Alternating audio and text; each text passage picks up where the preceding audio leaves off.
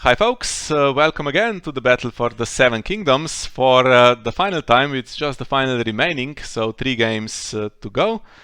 And the final is between the Proudwing Kings and a Lannister team called Goldbull. And we actually have my teammate Saraaa is here as usual, and we have Henry from Team Goldbull joining us to record commentary on the games that were played. Hello. Hi, thanks for having me. And this is the deck that you are going to play in the opening game against James Waumsley, the Lannister Aloof deck. So tell us about it. Okay, so it could also just be called Lannister Good Cards. It's kind of a rush deck with big characters. Use Aloof and Great Hall to try and get down as many big cost characters as possible. Your Cersei and your Renown, so your Sir Daven, Sir Gregor, Tywin.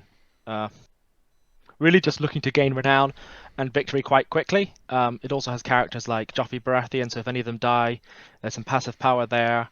The Boy King can go on any of those lords and gains again more passive power. It also does have some counterplay with its Milk of the Poppies, Hand's Judgment, Nightmares. So it can try and stop some counterplay. It's also quite wipe resistant with 3 bodyguards. Almost all the characters at least having 1 dupe. Bronn is included in the deck as well. So it's just about gaining power as fast as possible and being wipe resistant is kind of the archetype of the deck. Through testing, through playing at the tournament, this Warden of the West card shouldn't be included. It almost never hits the board. It should probably just be another copy of the Great Hall and maybe another council like a Treachery or a Guild Hall. Other than that, I'm pretty happy. We're pretty happy with how the deck's played throughout the tournament so far.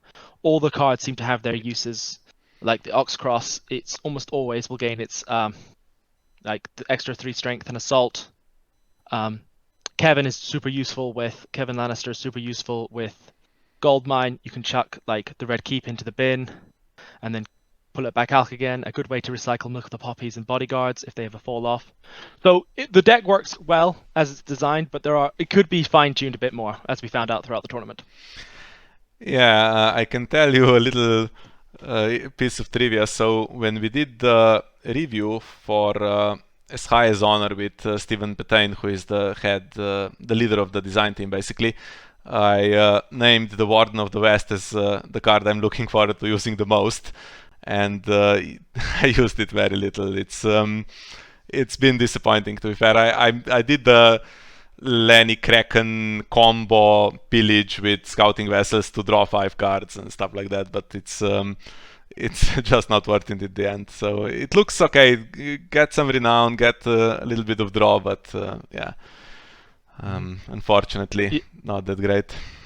Yeah, the problem what I found is that almost all the characters you'd want to put it on already have renown, and Commander isn't that useful of a trait in Lannister right now. So the draw could be nice, but most of the time it just doesn't pull off, and it's for 2 cost and it's a unique. It just didn't seem to work in practice when we actually played the tournament. I think the only use it has is when we were playing against the Hound, which bounced knights back to hand. It could just go on a knight character as an attachment to stop that, but that's about as far as we found its usefulness. So again, it wasn't great, but probably the only weak card in the deck. The rest of them all had their places. Yeah, maybe at some point in the future, because it is versatile, it gives the trait, gives renown, and gives the draw, so it does a lot of things. So maybe it will find some kind of character that is perfect for it at some point. I don't know. I played a couple games with the Aloof deck, and I put it on Jamie once, and it was alright. It gave him renown for the Intrigue challenge as well, but definitely not a key card that you would want. You would probably want to draw something else, like a Red Keep or something like that. Yeah, and speaking of testing, so Saraaa played the Aloof part when we tested it, and I played James's Fealty deck, and so we played 2 games at the beginning of the week before we had to make the final choice which decks to include. We tried to test as much as we could, and I think I won the first one, and then the second one Saraaa won it because there was a you win or you die plate and she got to 15, just a burst of power when I thought I could still stop it and play Morghulis after that. And if I could play Morghulis, I thought maybe I could turn it around, but it was too fast. And then when the pairings came out, we tried a few more games. Just before the actual game was played, we thought, okay, let's play a couple. Maybe we can tell James something, because James didn't have the time to test it. So I wanted to give him a hint or two what to be careful about. And it was like duped Tywin, duped Cersei immediately in the first game or something like that. So it was just over before it began. And we did a quick rematch, and I played Meister Crescent. I thought, let's get rid of this bodyguard. He got nightmares, then first snow, then he came back, got rid of a bodyguard, and immediately another dupe came in and another bodyguard came in, and never could reset it, and just the deck completely overran me, unfortunately. So we were kind of afraid of this one. It's James resets with his deck quite a bit, right? Because he has Wildfire and he has Morghulis, but with the 3 bodyguards and heir to the Iron Throne, difficult to count on there not being saves available for the most prominent characters on the Lannister side. Yeah, also with like a Bronn as well, he can save pretty much all the characters here can be saved by Bronn, other than I think Lannisport Merchant and Oxcross Survivors. Yeah, and maybe that's Sir Ilyn. pretty crazy. So he has such a good save potential as well. Yeah, it is. These are the wipes you want to face with this deck is a Morghulis. So when we saw that James had that, we were quite happy because it's quite Morghulis resistant.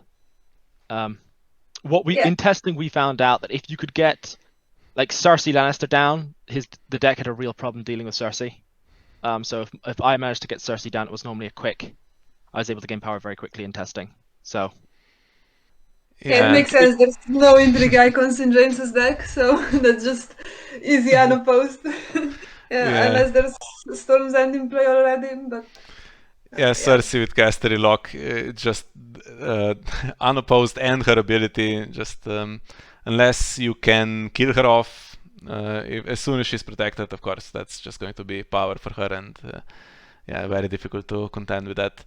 James has some counterplay with Storm's End and Traitors to maybe do multiple power challenges on attack to try to kind of match the Lannister deck, but I think that's it's unlikely to happen. There is also Robert Baratheon in case all the big high costers get nailed, but the problem is that Jaime and Cersei are non-kneelers, so they kind of get around him.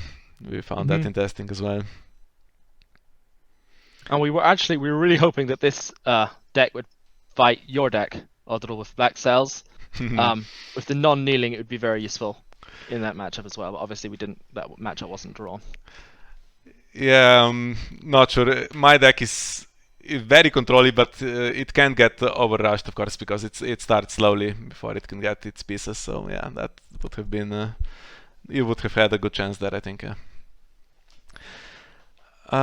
So, with all of that said, I think we can have a look at how the game went.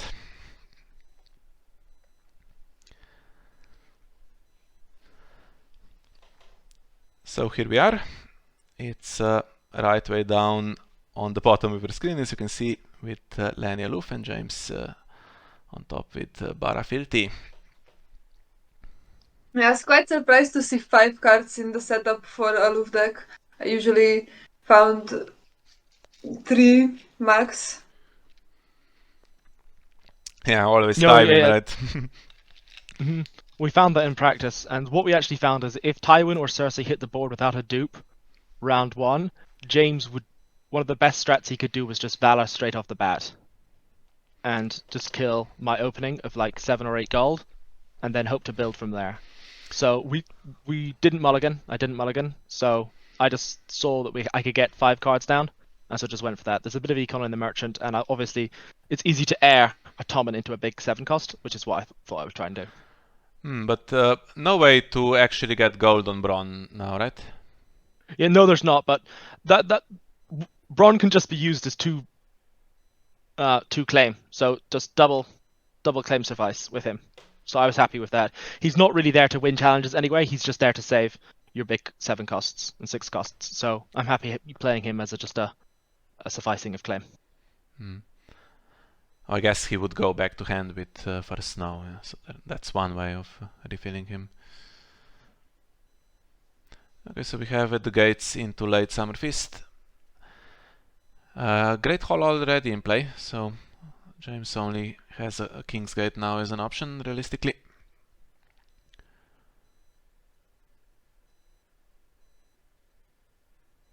And forced to go first here. I think I didn't play Heir to the Iron Throne because I think I drew Cersei. Drawing back up to 7, I saw Cersei and I wanted to be able to guarantee for her to hit the board. So rather than heiring to the Iron Throne, I decided to play Late Summer's Feast so that I could guarantee Cersei onto the board rather than the lottery of is she in my top 10 cards or not. Yeah, makes sense.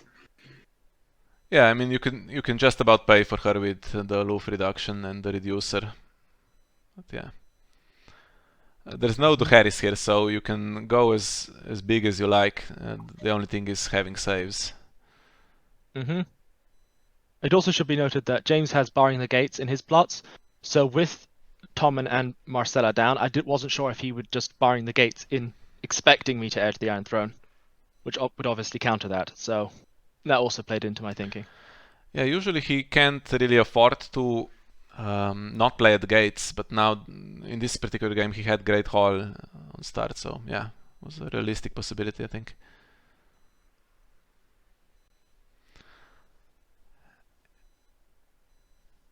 Best cards for Baratheon to get would be Robert, so at least you can put Cersei in an intrigue challenge, but then you're a bit stuck for putting her on power challenge, but actually there's now quite a few of these small ones that can also do challenges, so that's quite alright.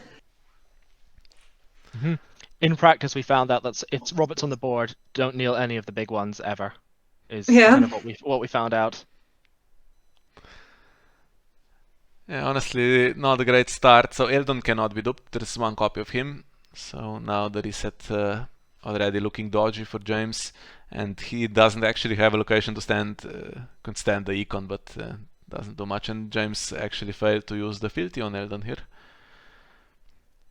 And okay, Crescent could have dealt with bodyguards, but now he cannot. And apart from giving cards away for late summer feast, this really is the perfect situation for some early power gain. With Casterly Rock as well, that's basically 4 power guaranteed.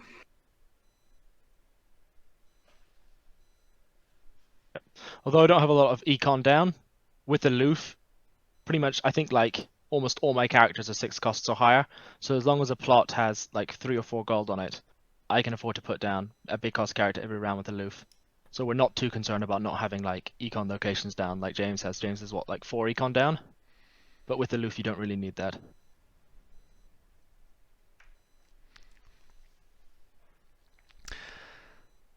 Yeah, and when we watched this game originally, we cringed at this discard.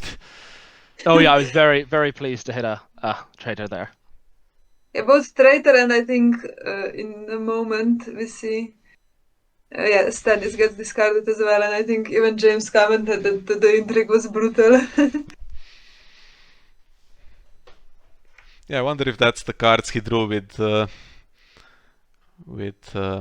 Late Summer Feast. There is some conspiracy theory that the card you draw from that always gets discarded for intrigue. I did write down my stats for that for a while, and it didn't seem correct, that conspiracy theory, so I stopped after a while. But interesting, because he did not actually use Fealty, so he would have had the gold to marshal a traitor, but it could really only go on Myrcella or Tommen there, so probably wasn't worth it. I attacked there with Bronn. Oh, sorry, because I had Widow's Wail in hand, which is if he hadn't defended, I'd have ambushed in Widow's Wail to win the challenge. But I think James read that. That's what me and Micha were thinking as well, and I think James probably better to be safe, defended. one chance he has here to stop Cersei with Parley. But yeah, more trouble comes in.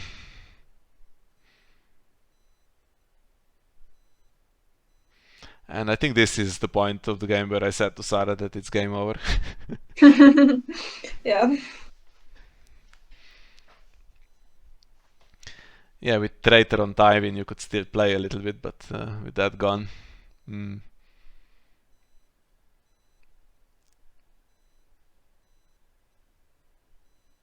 And everything protected.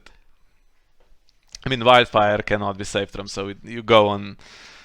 You get the 3-on-3 situation after Wildfire for one round, but yeah, it's just a bit of stall. Doesn't really solve your issues if you do that.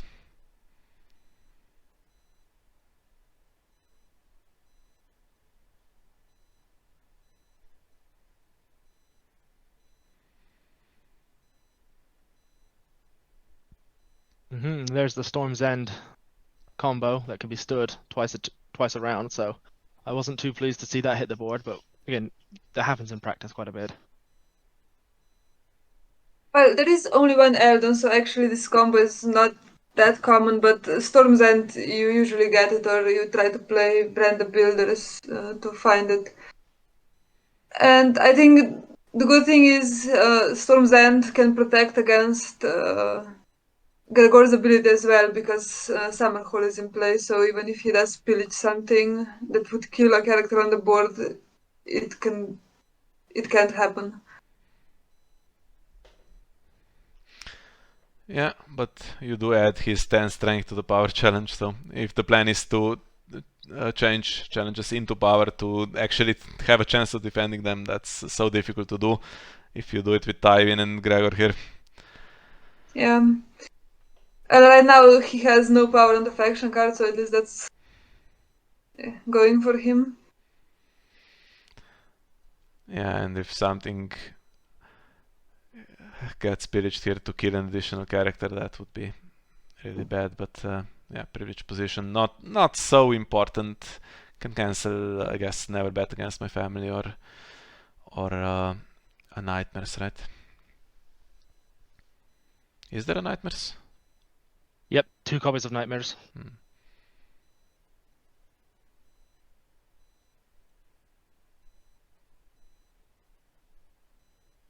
I perhaps should have attacked with Tywin there on the power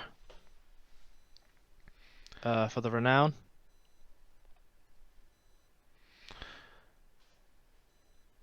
Yeah, and James refusing to do any challenges, doesn't want any power at this point.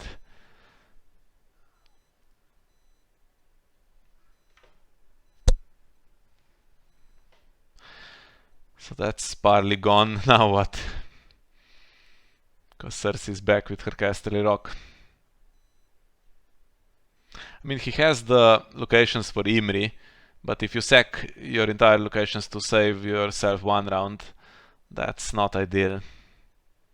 It's really difficult to come back. I've done that a few times in recent past, even in this tournament. In my semi-final game, I sacked Imri for one magical round that couldn't get me to 15, and then it was impossible to get from 13 to 15 with no locations left.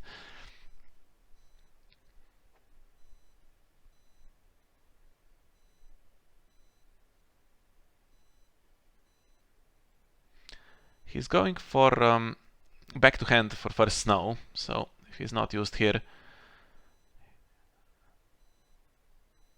the problem is if he's used in marshalling, then you have to sack all the locations to nil Myrcella and the Reducer and Braun that are going to be returned anyway. That's really is a waste. So Robert comes in, protected. Currently Robert and Eldon survive for snow.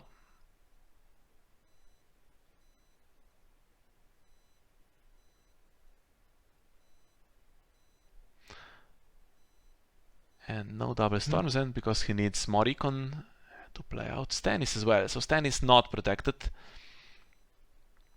No.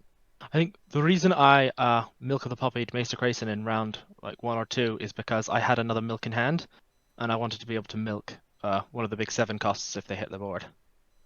which obviously you'd have to milk Mr. Grayson first.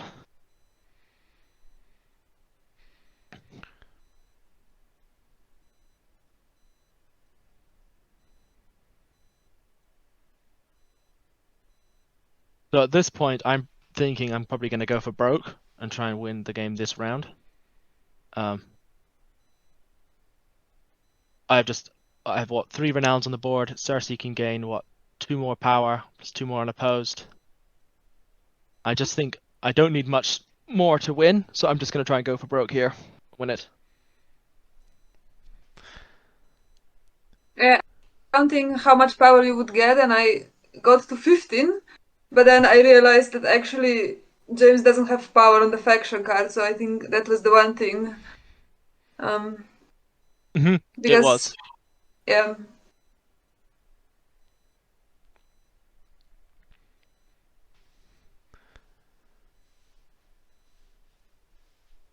Yeah, if you do a quick count, it's about 15 with dominance, but of course he has Storm's End, so he can cancel one Cersei, cancels her ability and the intrigue, the unopposed intrigue.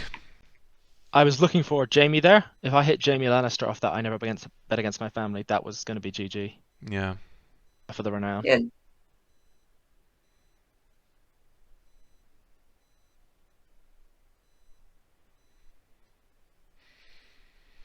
So 6 strength. He could have actually turned this one into power. That's one he could have defended with Stannis. But you do it again, I think, with just Cersei. So now he has no choice really. Otherwise it is game over.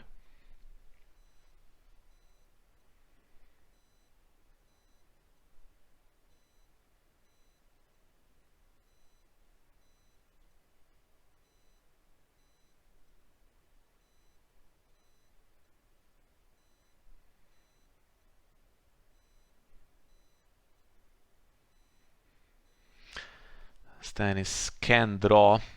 You have to be a little bit careful because Cersei's ability works for reserve as well. So if you go over reserve, she can just win in taxation if you're on 14.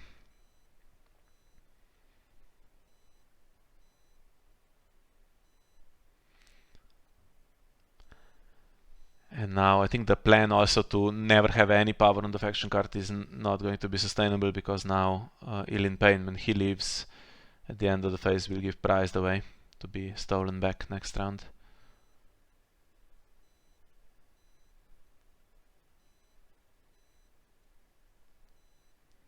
There was no point doing a power challenge here. I was already going to win Dom.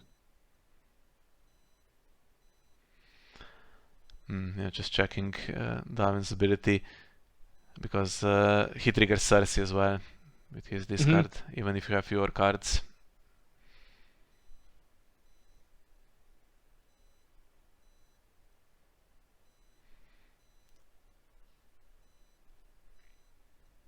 What I really like about Daven is he's a good rush card. Okay, he's 6 cost, but being able to gain power as quickly as he helps you be able to do, plus also hit the opponent's hand, is a great way for rush to deal with these slower decks. If you can hit their hand, if you can get them to proc maybe twice a turn, 2 cards out of the opponent's hand is like so good for a rush deck. It just means their answers are much fewer answers. And putting Boy King on him is so good. Yeah, we see that in game 3 a little bit. So up to 14, but not quite 15. So I James know still alive. So I know he has Sir Jeremy in hand, so I'm going to be looking to see if I can find a council. Either a Nightmares or a Red Keep is kind of really what I'm looking for here. So I play You Win It, You Die to try and draw that.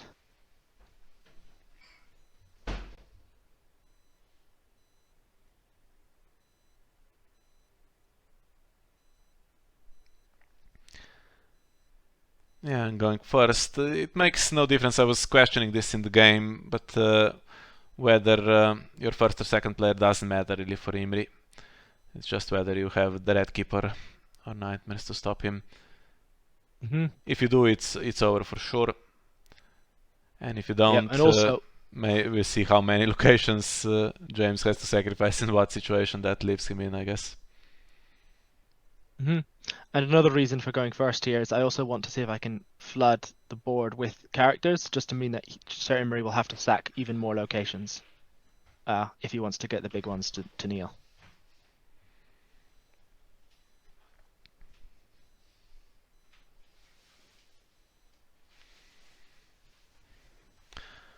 Okay, so 1 in the dead pile of the characters that matter now. The other still protected though against Morghulis at the moment.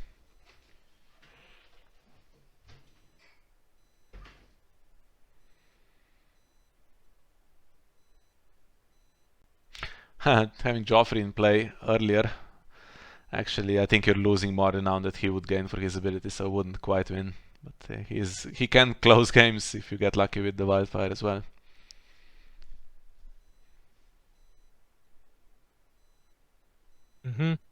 And as you can see, Red Keep wasn't played, so there's no cancel for Sir Imry, or at least on the board.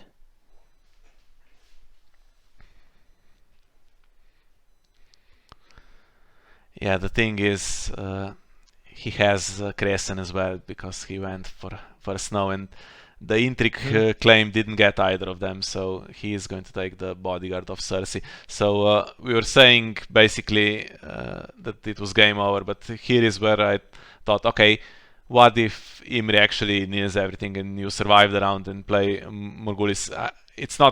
Doesn't look like James wins from there, but certainly a lot of the power goes away and we can still play. I think Maester Crayson here shouldn't have gotten rid of bodyguard. I think Maester Crayson here should have got rid of Robert's milk, and then Robert could keep them all kneeling, and then next turn he can get rid of the bodyguard and then wipe. That's what I was afraid was going to happen. So if Maester Crayson had got rid of Robert's milk on him, if he won Dom, he could just keep all my, not even if he wins Dominance, just in the standing phase, all my 7 costs could remain kneeling, and he wouldn't have even needed to wipe next turn if he wanted to. Yeah, interesting. No stand, right? Nothing that can get them back. No stand on the deck. Yeah, and you are top decking, so that could have been an interesting play.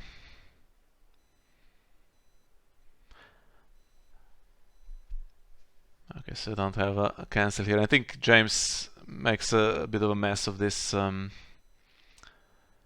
Imri trigger here. See something red anyway in the chat. Yeah, I think sometimes you misclick when you're trying to select the location and you click on the ones that you try to trigger it or something like that. Yeah. And you have to be careful with Imri. So one situation that I've come across in the past is when I had Black Cells, and I used Black Cells earlier to stop someone kneeling, and then I played Imri and sacrificed him, and I made a quick count, and I sacrificed as many locations as there were characters, but the opponent couldn't kneel them all, and that fizzled his entire ability because the opponent couldn't choose all valid targets. That was a real downer for me. Not the case here, though. We came across the same situation while testing Imri as well Mm-hmm. in one of these matchups. Yeah, I'm extra careful after that, so unlikely to do it again. I think I learned my lesson, but yeah, it can happen. Okay, so it has to be said here that James not only had the Imri and Crescent play here, but actually had an additional luck with, I don't know, maybe he had the cards, he had 7 cards at the end of the round, so maybe he had it all in hand, but also has a Dupe Stannis that now survives Morghulis, doesn't get killed with all the others, and he has Shireen, so when Tywin and Gregor survive, one of them gets knelt from Shireen's ability as well for the following round, which is just an additional stroke of luck to try to make the comeback here. At this point I was thinking it's now going to be an uphill battle. Once Crayson took off Cersei's bodyguard, James was kind of fainting that he was going to use the Morghulis. So it was going to be an uphill battle from this point to try and wrestle back control of the game. Yeah, and I think the upper hand that this Fealty deck that James play has is if there are two Morgulises, you use up your dupes and you use up your bodyguards, but Long May He Reign will stay throughout the game, and if you're forced to play your reset, then it's still protected. Mm-hmm. The only counter I had to Long May He Reign Summerhall was Oxcross Survivors, which I didn't draw this game. So yeah, so it is quite a counter. I think there is a Sweet Sleep as well, one copy in the deck. Yeah, there is. Attorney.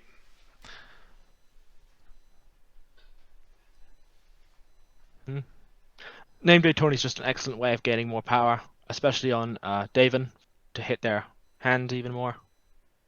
Because we've got quite a few Night Lords in the deck with Sir Jaime, Sir Davin, Sir Gregor. I couldn't get it to quite work in this matchup because if there's one of the bigs on the board, they're usually able to defend against the one character if it's attacking alone. But in the White Book, I think it made quite a few power against Miha's deck. Mm-hmm. So James sacking all of his econ meant that he had the 2 gold from Morgulis, but actually Bastard of Robert is another excellent draw. He drew some cards with Stannis earlier, so he's entitled to draw something now, but yeah, 2 copies. And the Duke Delena actually doesn't stop much, yeah, but yeah. Still. In the White Book matchup, a Duke Delena is the worst possible thing I could see. Mm-hmm. And accounted the whole agenda. I mean, he's just played 5 cards and he still has 1 gold. He actually failed to spend it all.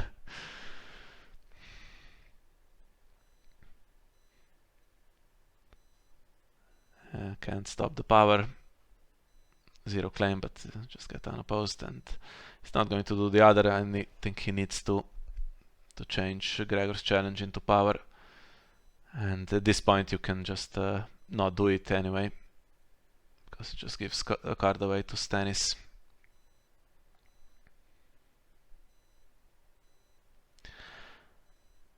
So not looking that great for you now, but you are still you still have characters that are alive. You still have Jaime. Mm-hmm. The problem I have is that Morgulis is my last plot, and it's kind of creeping up on me. And not only do I lose board state, but with Aloof I even give him more power. Yeah, I honestly, the 2 rounds went by so quickly that I completely overlooked that in the game. Realized pretty late that yeah, we're actually in round 6 already, so you have to reset yourself. Mm-hmm. Again, this is the deck does kind of play itself. You're really focusing to try and win by round 4, and if you're not won by round 4, something's normally very wrong. Like this case right now, you're kind of up against the wall. Again, Sir Kevin here can bring in a bodyguard to maybe save a Tywin from the dupe next round, is kind of what I'm thinking.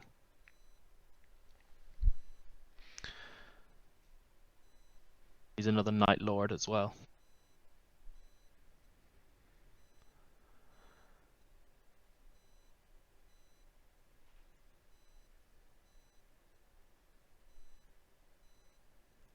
There's a lot of strength on Tywin, so I don't think you can push through 2 power challenges on James's side, so not quite over yet.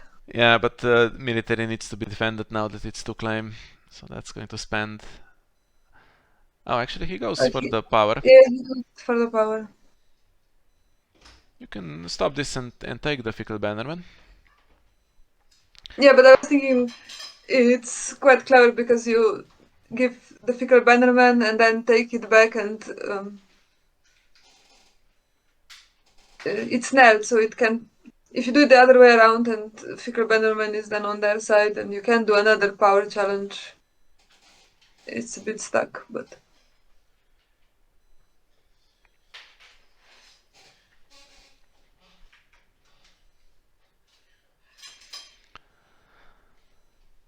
Yeah, barring the gate stops any possibility of there being never bet against my family now, but of course there's no shuffle from that. So unless you play air at some point, you're stuck with the cards that were revealed earlier. On the power challenges, it can be stopped, right? You see what's on the board and... With this military, I'm really hoping to hit a 3-cost because he can't change this one to power. Try and kill a Delana because we know the wipe's coming next round.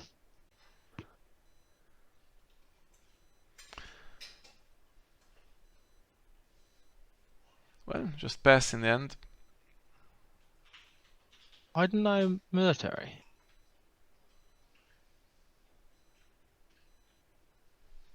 Actually,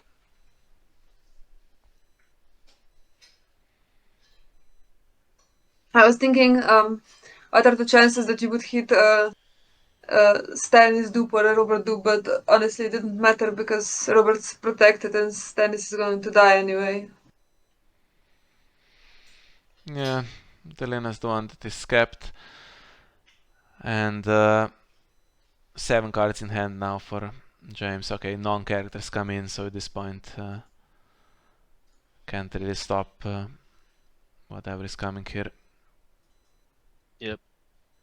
The 2 power challenges.